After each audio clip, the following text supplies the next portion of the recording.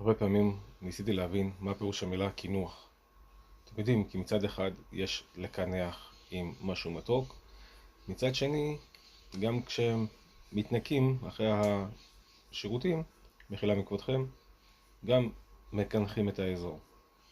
ומסתבר שבאיגרת התשובה, שבספר התניא, מוסבר שהפירוש של הקינוח הוא לנקות את הלכלוך. זה כל הפירוש של הקינוח.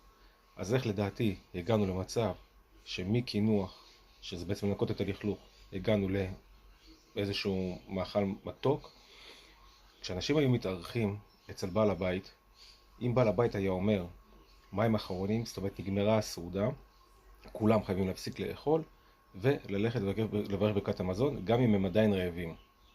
אבל אם הוא אומר תקנחו את השולחן, זאת אומרת תנקו אותו, עדיין לא סיימת לאכול, ומביא להם מתוקים.